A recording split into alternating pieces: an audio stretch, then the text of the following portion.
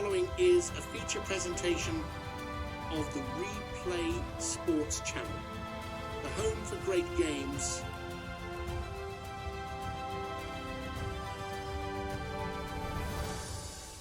This telecast is copyrighted by the WFL for the private use of our audience. Any other use of this telecast or any pictures, descriptions or accounts of the game without the WFL's consent is prohibited.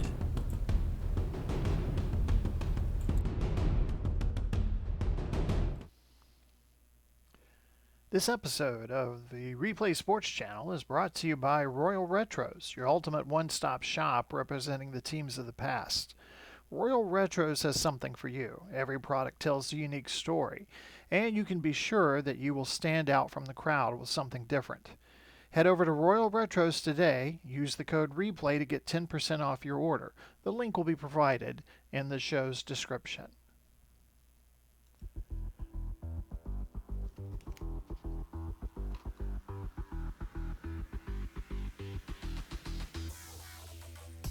On today's episode of WFL Inside Access, the playoff race is starting to take shape, and after 10 weeks, every snap matters more than ever. Week 10 delivered statement wins, breakout performances, and major shifts in the standings as the contenders continue to separate themselves from the pack. We'll break down Sam Darnold and how he carved up another defense in a clutch conference win. How Justin Herbert once again proved why he's one of the league's elite closers, and why Derrick Henry's bruising dominance may have changed the entire balance of power in the playoff chase. Across both the American Conference and the National Conference, the pressure is building. Division leaders are trying to hold their ground, wildcard hopefuls are fighting to stay alive, and several preseason favorites are now dangerously close to falling out of relevance.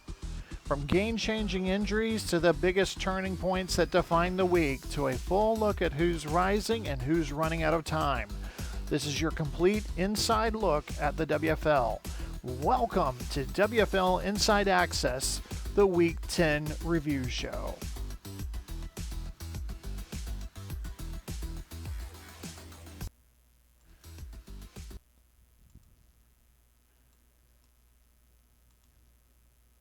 Welcome to the debate. When architects build for extreme conditions, right, say a hurricane or a massive seismic event, they generally have to choose between two fundamentally different structural philosophies. Right. You either go flexible or you go heavy. Exactly. You can either build with high tensile, lightweight steel that flexes, adapts and dynamically responds to the forces acting upon it, or you pour massive blocks of reinforced concrete. Yeah. Creating a structure so heavy, so deeply rooted in the earth that it simply refuses to be moved. And as we look at the recap of Week 10 in the AFA season, with the playoff picture, rapidly crystallizing, we saw this exact architectural dilemma play out on the football field. It really is a fascinating way to frame it, because as these teams jockey for postseason positioning, Week 10 truly gave us, the starkest contrast we've seen all year. Oh, absolutely. We aren't just looking at different play calls here. We are looking at two entirely different blueprints for constructing a championship contender. Which brings us to the central question we're exploring today. As teams prepare for a deep postseason run, what is the most critical factor for securing a championship?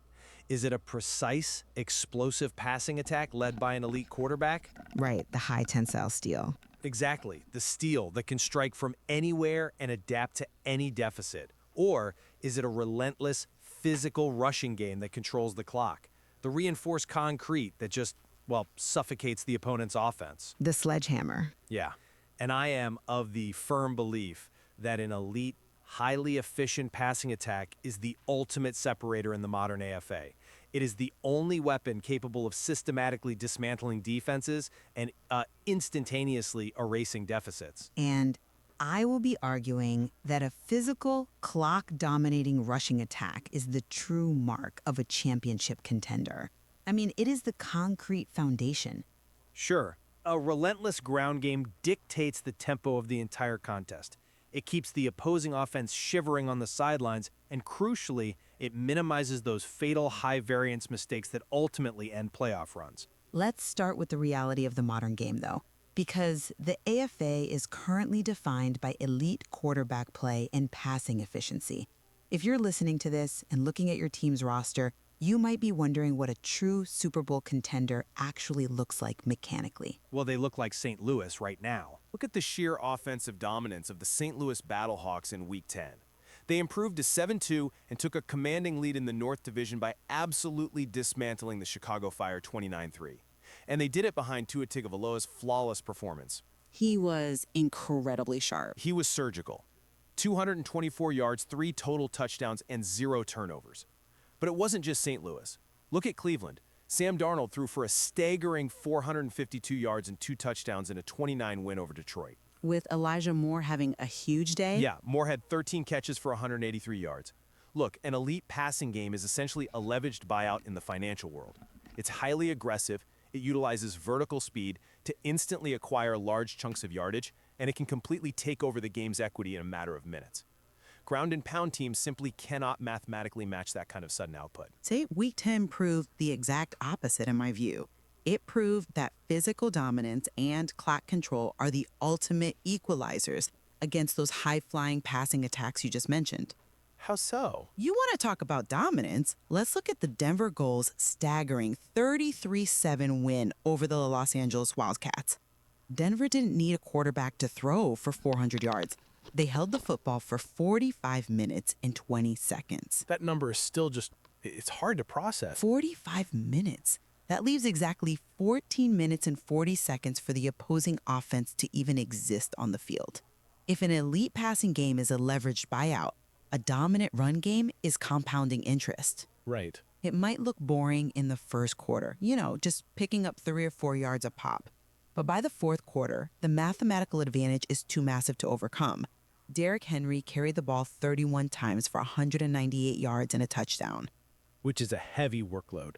It's massive, and it completely neutralizes an elite passing attack because you cannot throw the ball from the bench. A punishing run game is the ultimate defensive strategy deployed by the offense. I see why you think that, but let me give you a different perspective on absolute dominance by looking at the specific mechanisms of these blowouts.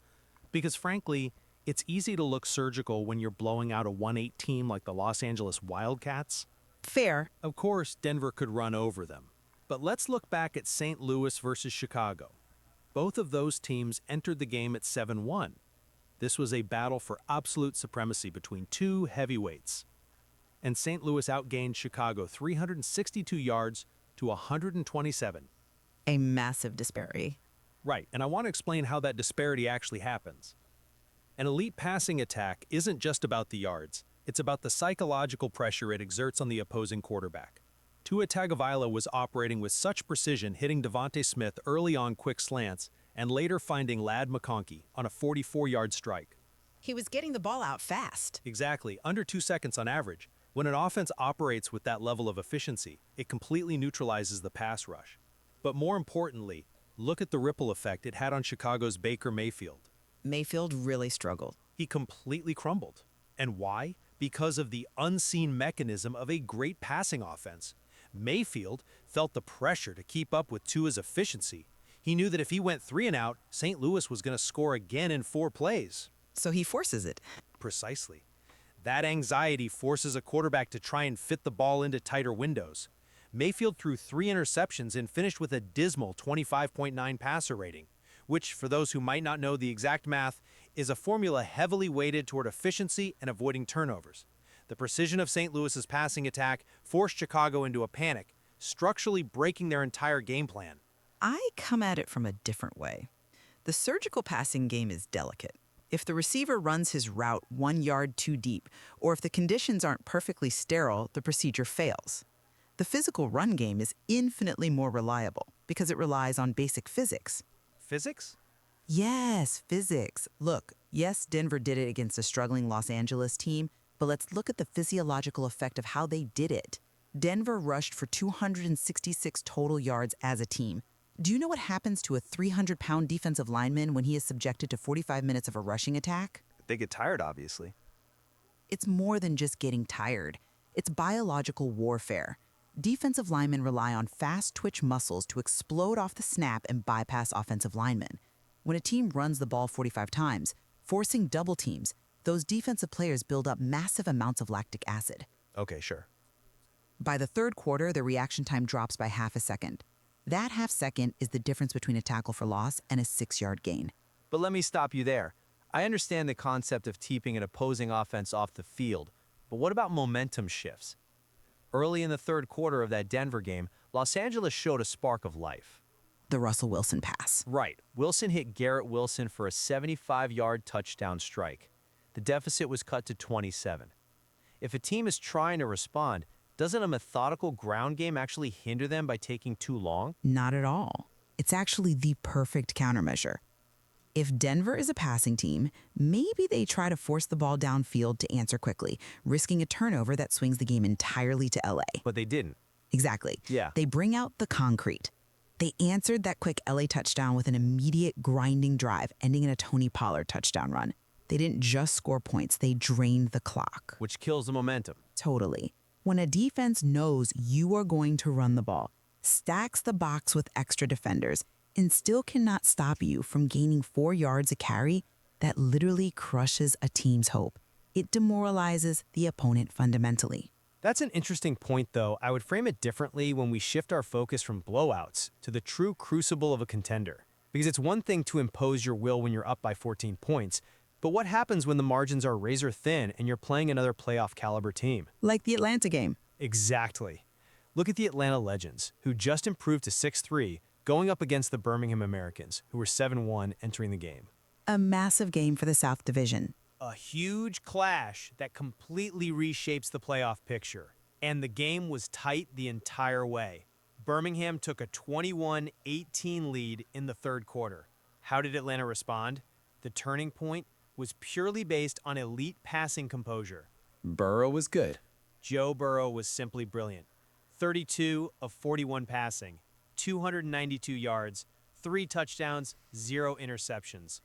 When it mattered most, with under 4 minutes remaining, Burrow orchestrated a 13-play, 80-yard drive. Which, if we are looking at the mechanics of it, sounds an awful lot like a ball control drive.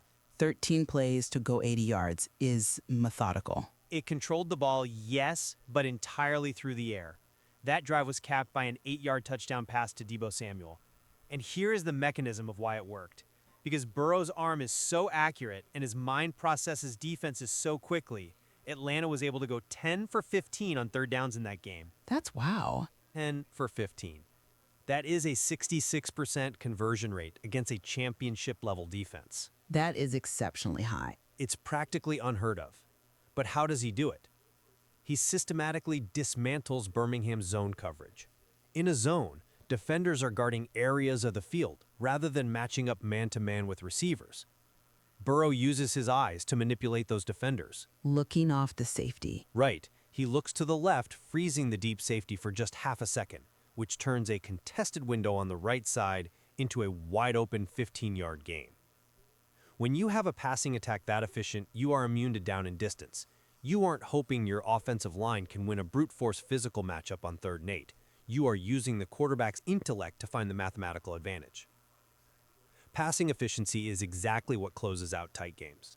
I'm sorry, but I just don't buy that. Let me tell you why. Relying on third down conversions through the air is playing with fire, no matter how smart your quarterback is. Why is it playing with fire? Because of the variables. A dropped pass, a tipped ball at the line of scrimmage, a perfectly timed cornerback blitz. There are simply too many uncontrollable variables that can derail a drive the moment the ball leaves the quarterback's hand. If you want to talk about the true contender crucible, let's look at the Sunday Night Football heavyweight showdown between the Arizona Rattlers and the San Diego Fleet. Arizona moved to 7-2 with that win, while San Diego dropped to 6-3. Correct, and it completely altered the Western Conference landscape. Aaron Rodgers was sharp for San Diego, I'll grant you that, but Arizona won that game because of Bijan Robinson and their ground attack. But wait, Robinson only had 101 rushing yards. That's a good game, sure, but it's not the 198-yard masterclass Derrick Henry put up. How does that prove your point? Because it's not about the total aggregate yardage. It's about when and how those yards were acquired. San Diego had taken a 19-17 lead in the third quarter. The true championship composure was shown in how Arizona responded in the fourth quarter. They had a long drive. They put together a 15-play, 93-yard drive that ate 8.03 off the clock. 8 minutes and 3 seconds. That is a massive chunk of the fourth quarter. It is a death sentence. In the fourth quarter of a one-score game, removing over 8 minutes from the game clock dictates the terms of engagement. Think about the physiological and psychological toll we talked about earlier. The lactic acid buildup. Yes, every single time Bijan Robinson falls forward for 4 yards on the first down, Arizona stays ahead of the chains. They never face those high-leverage 3rd and 8s. It isn't just about scoring the go-ahead touchdown, which they did. It is about suffocating San Diego's ability to respond. Rodgers was just stuck. Exactly. By the time Aaron Rodgers got the ball back, he had been sitting on a cold bench for almost half an hour of real time. He was completely out of rhythm. The passing game might be the flashy leverage buyout, but the run game just slowly squeezes the life out of you until the clock hits 0. Well, I'll concede that an 8-minute drive is devastating when you have the lead, or when you're only down by 2 points. But what happens when you don't have 8 minutes to spare? What do you mean? I mean, what happens when you face early adversity, like a sudden multi-score deficit, and you need to alter the mathematics of the game instantly? To me, this is the final crucial test for a contender. I imagine you were going to point to the New Jersey Hitmen game. Absolutely. They are 6-3 now, firmly in the playoff hunt in the East. They played the New York Generals, who came out swinging. New York got a safety on the opening drive. Then they hit a 54-yard field goal. And the deep ball. Right. Then Bryce Young threw an 81-yard bomb to Malik Neighbors. Suddenly, the Hitmen are down 12-0 at the end of the first quarter to a 1-7 team. A highly volatile and dangerous position to be in for a playoff contender. Exactly. Now, if you were a team built entirely around compounding interest, around the rushing attack, panic sets in. You look at the clock, you look at the 12-point deficit, and you realize your methodology isn't built to score twice in 5 minutes. You literally do not have the structural capacity to catch up quickly. But Herbert did. Because New Jersey has Justin Herbert. Herbert didn't panic. He simply opened up the passing game. And he did it quickly. Very quickly. He started exploiting mismatches downfield. When we say mismatch, we mean isolating a fast, athletic receiver against a slower linebacker or safety. He found tight end Isaiah Likely, who caught 2 touchdowns and racked up 112 yards. Incredible stats. In a span of just over 11 minutes of game time bridging the second and third quarters, New Jersey scored 33 points. It was a dizzying sequence. They turned a 12-0 deficit into a 33-12 lead. Herbert finished with 288 passing yards and 3 total touchdowns. That is the ultimate luxury of an elite passing attack. Calling it a luxury is telling. Well, it renders early deficits meaningless. It allows a team to absorb an opponent's absolute best punch, recalibrate, and completely erase the damage by stretching the field vertically. You cannot do that handing the ball off for 4 yards a clip. It is a luxury, yes, until it becomes a massive liability. High-volume passing inherently invites fatal errors. It is a statistical inevitability. If you're throwing the ball 40 times a game to climb out of holes, eventually the opposing defense is going to catch one. Not always. Usually they do. And to see that fatal ceiling, we only have to look at the Baltimore Stallions against the DC Defenders. That was a wild game. Baltimore fell to 5-4 while DC saved their season, moving to 4-5. Mechanics of why Baltimore lost. Baltimore is an incredibly dangerous offensive team, capable of putting up massive numbers. Matthew Stafford threw for 280 yards and 3 touchdowns in that game. And Saquon Barkley was sensational with 177 rushing yards. Right. They racked up 493 total yards of offense. And yet they still lost the game, 43-36. Exactly. Why? Because the high-wire active and aggressive passing game resulted in 4 turnovers. Stafford threw multiple interceptions, including 2 in the second half while they were trying to close the gap. Including that devastating final drive. Yes, a late drive ended in a final interception that sealed their fate. Now, why did those interceptions happen? Because Stafford was dropping back into a complex coverage shell. Explain what that looks like for the listener. A complex coverage shell is when the defense disguises their intentions before the snap. They might show a blitz, threatening to send 6 players after the quarterback, but right as the ball is snapped, 2 of those linebackers drop back into passing lanes. Stafford thinks he has a wide open receiver, throws to a spot, and suddenly a linebacker intercepts it. A classic trap. And the DC defenders won that shootout because they avoided that trap entirely. They grounded the game. Brian Robinson Jr. rushed for a massive 53-yard touchdown that broke the game open in the third quarter. DC piled up 196 total rushing yards. But DC gave up 36 points. They hardly played a perfect game. True, but they didn't turn the ball over in crucial moments. Handing the ball to your running back is inherently safer than dropping back, deciphering a disguised defense in 2 seconds, avoiding a 260-pound edge rusher on your blind side, and trying to fit a ball into a tight window 20 yards downfield. That's a dramatic way to put it. But it's true. Physical rushing creates a stable, elevated floor for a football team. Aggressive passing introduces a ceiling of catastrophic risk. Baltimore proved they can move the ball on anyone, but until they clean up those turnovers, games will keep slipping away.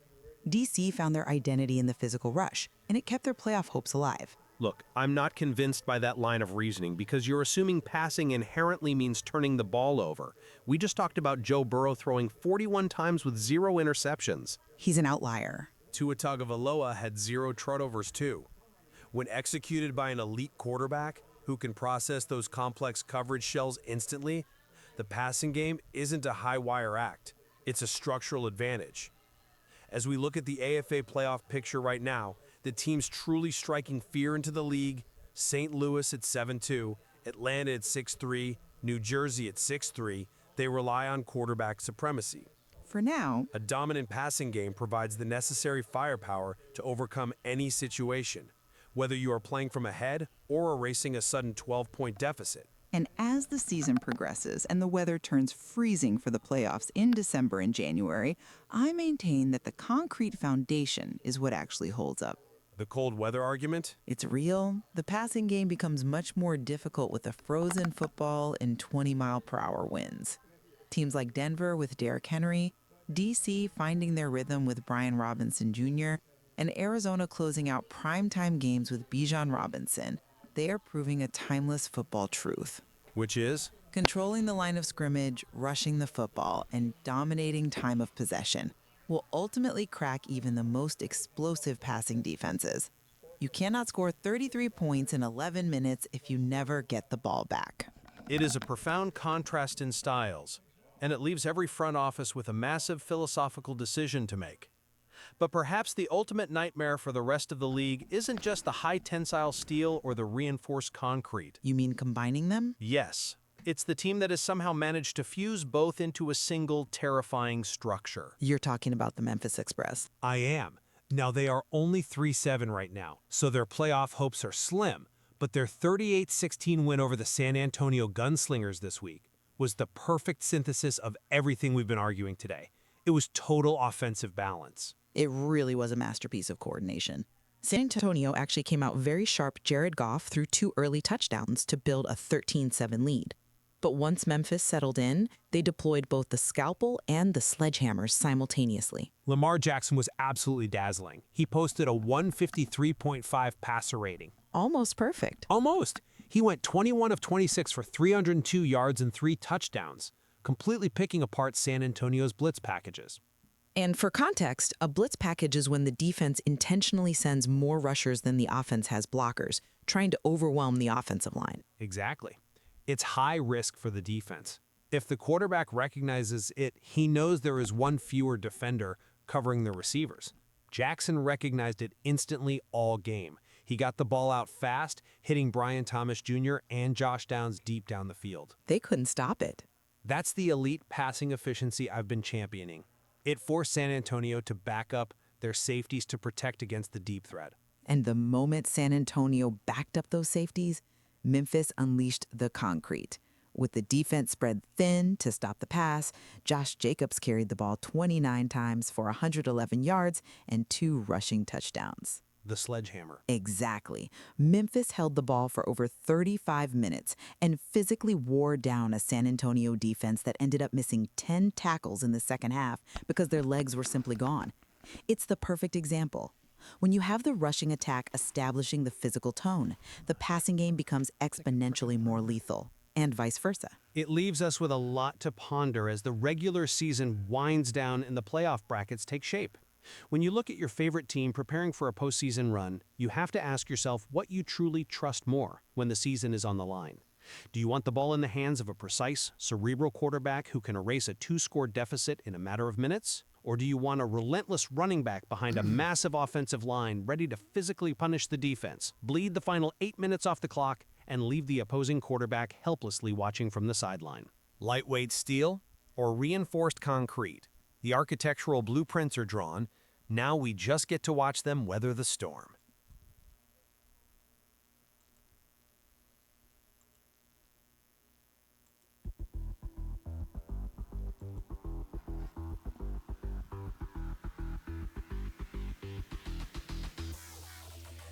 You've been listening to WFL Inside Access Week 10 Review.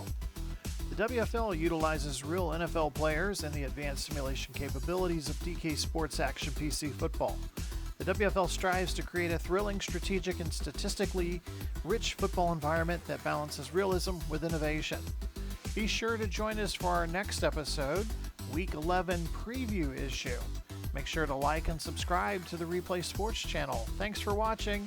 See you next time.